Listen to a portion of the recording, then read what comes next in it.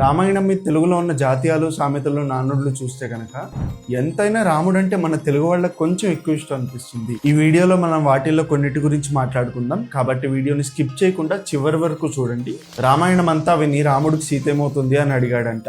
ఏదైనా విషయం చెప్పినప్పుడు అందులో మూలమైనది ప్రధానమైనది కూడా అర్థం చేసుకోకుండా దాని మీద తిరిగి ఎవరైనా ప్రశ్న వేశారంటే వారు అసలు ఏమీ వినలేదు, వాళ్ళకేమీ అర్థం కాలేదు అని. కాబట్టి ఎవరైనా అలా చేసినప్పుడు రామాయణం అంతా విని రాముడికి సీత ఏమవుతుంది అన్నట్లు ఉంది అంటారు. ప్రతి ఇంట్లోనూ జరిగే విషయాల గురించి మాట్లాడడానికి ఇంటింటి రామాయణం అంటారు. అన్నీ తెలిసిన వాళ్ల ముందుకెళ్ళి విజ్ఞాన ప్రదర్శనలు చేస్తే హనుమంతుని ముందు కుప్పిగంతులు వేయడం అంటారు. ఎవరైనా ఇంత చెప్పిన దానికి ఇంత చేస్తే చూసి రమ్మంటే కాల్చి వచ్చినట్లు అంటారు. రామాయణం చాలా పెద్దది, కానీ దాన్ని 3 ముక్కల్లో చెప్పాలి అంటే కేవలం ముఖ్యమైన భాగాలు మాత్రమే చెప్పాలి అంటే కట్టా కొట్టా తెచ్చా అంటారు. అంటే రాముడు వారధి కట్టాడు, రావణాసురుడిని కొట్టాడు అంటే చంపేశాడు, సీతాదేవిని తీసుకొచ్చేశాడు. అలానే ఏదైనా విషయాన్ని 3 ముక్కల్లో చెప్పడానికి కట్టా కొట్టా తెచ్చన్నట్లు చెప్తాను అంటారు. కష్టాలు అందరికీ ఉంటాయి, ఎవరి కష్టాలు వారివి అని చెప్పడానికి సీత కష్టాలు సీతవి, పీత కష్టాలు పీతవి అంటారు. ఎవరన్నా ఏదైనా పని చెప్పినప్పుడు వాళ్ళకి ఆ పని వెంటనే తక్షణమే చేయాలి, జవ దాటకుండా చేయాలి అని చెప్పడానికి వాళ్ళది సుగ్రీవాజ్ఞ అంటారు. ఏదైనా సందర్భంలో ఆపద మన దాకా రాకూడదు, లేదా ఏదైనా గీత దాటకుండా ఉంటే మనం సురక్షితంగా ఉంటామని చెప్పడానికి లక్ష్మణ రేఖ అని వాడతాం. ఎవరైనా పెద్ద పెద్ద అడుగులు వేస్తుంటే అంగదుని అంగలు అంటారు. బాగా తిని పగలు రాత్రి తేడా లేకుండా ముద్దు నిద్రపోతుంటే కుంభకర్ణుడి నిద్ర అంటారు. ఏదైనా సమస్య పూర్తవకుండా ఇంకా రగులుతూనే ఉంటే దాని గురించి చెప్పడానికి రావణ కాష్టం అంటారు. ఉడతా భక్తితో ఉడతా సాయంతో మనకు తోచినంత సహాయం చేసినప్పుడు, లేదా ఏదైనా వీలైనంతో లేదా కుదిరినంత పని చేసినప్పుడు ఇలా అంటాం. పెద్ద ఇల్లుంటే లంకంత ఇల్లు అంటారు. పిల్లలు అల్లరి చేస్తున్నప్పుడు లేదా ఇల్లంతా గోలగోల చేసి పెడితే ఇల్లంతా కిష్కిందకాండ చేశారు అంటారు. తిరుగులేనిది రామబాణం, ఆకలేస్తే అన్నమో రామచంద్ర అంటాం. ఇలాంటివే అయ్యో రామ, రామ రామ, రామచంద్ర ప్రభో అంటాం.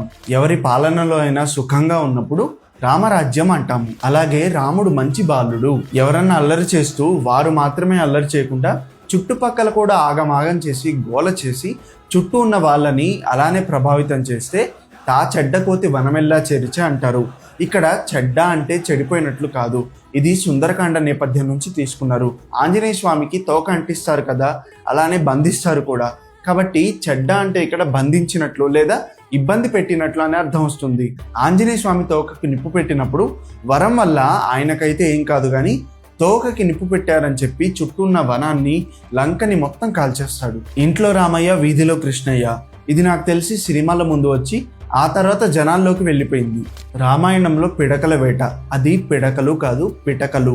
ఇది బౌద్ధ మతానికి సంబంధించిన త్రిపీటకాలను సూచిస్తుంది. ఎవరికో ఎప్పుడో రామాయణంలో పిటకము లేదా త్రిపీటకము అనే పదం కనిపించిందంట. దాన్ని పట్టుకుని కొంతమంది బౌద్ధ మతంలో ఉన్న త్రిపీటకాలు రామాయణంలో ఉన్నాయి అని ప్రచారం చేశారంట. కానీ నిజానికి అలా లేదు. కాబట్టి ఏదైనా లేని విషయాన్ని గురించి వెతుకుతుంటే లేదా చెప్తుంటే రామాయణంలో పిటకల వేట అంటారు. అదే కాలక్రమేణా రామాయణంలో పిడకల వేటగా మారిపోయింది. రామాయణం రంకు భారతం బొంకు అనేది వీటిని వక్రీకరించడానికి అన్నారు అంటారు. ఇది నిజమే అనిపిస్తున్నా ఇంకొంతమంది మాత్రం అది ఎలా చెప్తే మనకెందుకు, దానిలో మనం మంచి మాత్రమే తీసుకోవాలి అని ఇలా వివరిస్తారనమాట. రంకు అంటే నియమాలను అతిక్రమించిన కామపరమైన ప్రవర్తన. రావణాసురుడు అలాంటి దోషాలే చేశాడు కాబట్టి చివరికి రాముడి చేతిలో అంతమొందాడు అని చెప్తారు. బొంకు అంటే అబద్ధాలు ఆడడం, తప్పు చేయడం. దుర్యోధనుడు శకుని కలిసి చేసిన తప్పుడు పనుల వల్ల, వాళ్ళు చెప్పిన అబద్ధాల వల్లే చివరికి కురుక్షేత్రానికి దారి తీసి పాండవుల చేతుల్లో అంతమొందారు అని చెప్పడానికి ఇలా అంటారు. ఇలాంటివి మీకు ఇంకా తెలిస్తే కింద కామెంట్ చేయండి. ఇలాంటి మరెన్నో వీడియోస్ కోసం తెలుగు వేర్లు ఎవరన్నా ఫాలో అవ్వండి.